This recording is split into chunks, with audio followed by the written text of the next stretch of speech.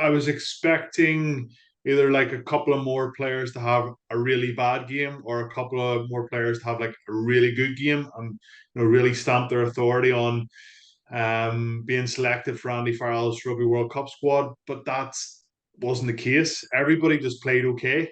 I think young Joe McCarthy in the second row was probably the pick of the bunch, apart from Keelan Doris in the pack.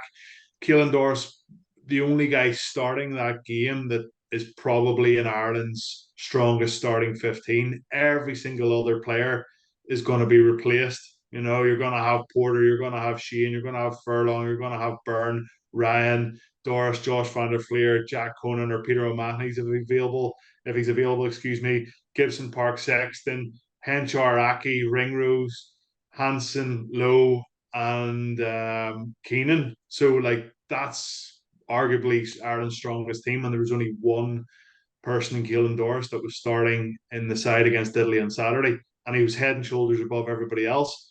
So are we looking at a situation here where the players outside of Ireland's strongest 15 aren't at the same level? Well, of course they're not at the same level because they're not getting selected, but if Ireland do suffer two or three injuries in a World Cup going into a quarter final or one of the big games against South Africa in the group stage, is there enough ammunition there to be able to fill those gaps if they're without a few of their main stars?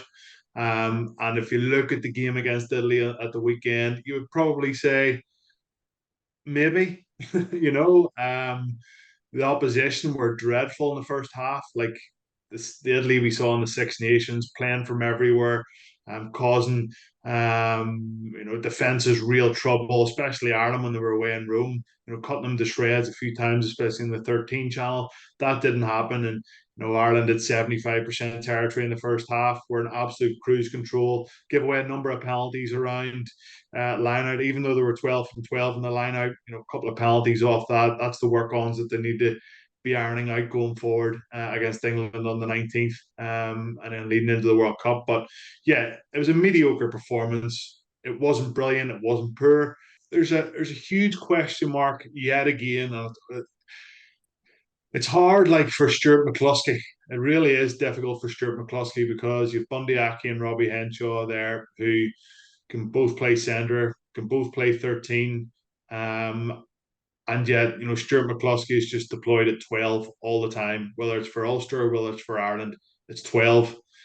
But we know that Ireland like to have a second playmaker as well. And if that's Jack Crowley at 12, if that's, we know that Bundy's, very good distribution as well. A bit more of a running threat, possibly. But I thought Stuart grew into the game a little bit against Italy, but a couple of uncharacteristic knock-ons. I think it was an offload he tried to throw and it went to deck and got held up once maybe. It's just a bit of indecision, I think, around his game, and maybe that comes with a bit of pressure. But again, he didn't let Ireland down in the slightest. But when you look at the centres, I think Andy Farrell knows that Aki's ahead of him at 12. He knows that Robbie Henshaw's ahead of him at 12. Gary Ringrose is going to be in there. And then do you pick Jack Crowley that can cover 12 and 10 and with Ross Byrne and Johnny Sexton there? So I think possibly somebody like Stuart McCluskey, who has not put a foot wrong, could miss out just because there's other guys ahead of him who have a little bit more experience, British and Irish Lions. And, unfortunately for him, I think every other team in World Rugby would probably have him in a squad. But I hope he makes it. I really hope he makes it. I think he deserves to make it over the last couple of seasons, but I wouldn't be surprised if there was a shock there.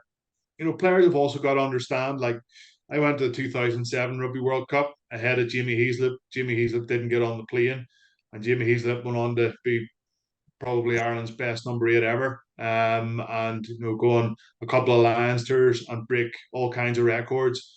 And I went on that Rugby World Cup in 2007 and didn't get a minute, and didn't feature. So, if the going gets tough here in France for Ireland, you would expect everybody to play a part, but the cards might not fall that way.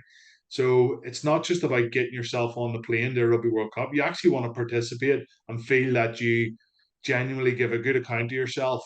And when you receive that Rugby World Cup cap, that it actually means something to you. Like, because it didn't mean anything to me in 2007.